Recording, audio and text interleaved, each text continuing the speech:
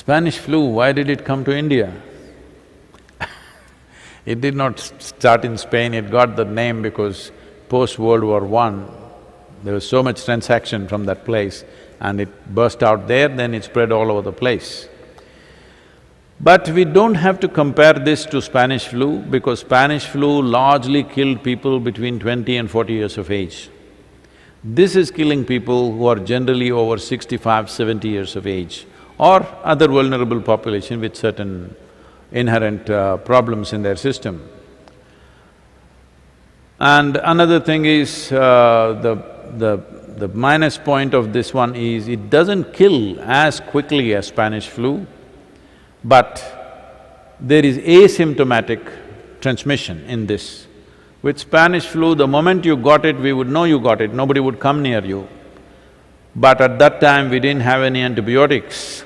Now we have variety of medicines, even if we get infected, there's a way to deal with that. So we are not looking at that level of fatalities in the world. But to what extent our activities will be crippled, that is the thing. Well, there is a whole lot of people who are saying, scientific language is being thrown around by all kinds of people, saying that we will develop herd immunity. See, to develop herd immunity, about 60 to 70% of the population should get infected. If this happens, we will wipe out a significant segment of the geriatric population. People over 75 years of age, we will almost wipe out that population in the world.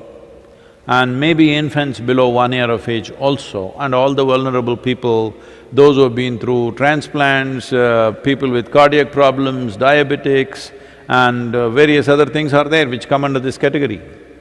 So, all the vulnerable population we will be wiping out. So, herd immunity is not really a solution that way because that means we are deciding. The very word herd is something I can't take when you refer to the human beings.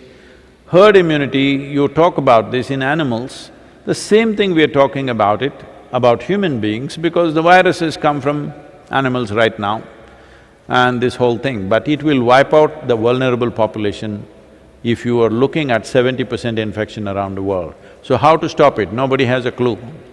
Right now, if you look at the Spanish flu, the way it happened, it started in the month of January, it took a certain toll, but the second wave happened in the month of August, September. That is when it took the maximum number of people. So, certain doctors and scientists are expecting a second wave will happen between October and December in most nations. Whether it'll happen in India or not, or it'll happen across India because the weather conditions are very different from place to place here in this country. In United States also it may be true, the Southern America, how it works, and the northern part of the country, how it responds, it could be different, we don't know for sure. Because they've shown resilience to survive in any kind of weather. There was hope, when the summer comes they will go down, but that's not happening. Now we have a new hope, when the monsoon comes it'll go down. This is just our hope.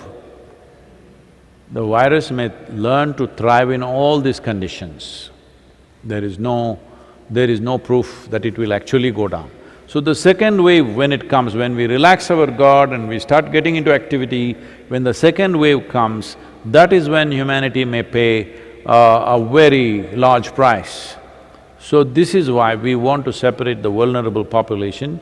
Every one of you in your homes, if you have such people, you must keep a clear distance, absolute distance. How long? Unfortunately, we do not know how long. Nobody knows how long, everybody is making guesswork. Don't do guesswork with people's lives.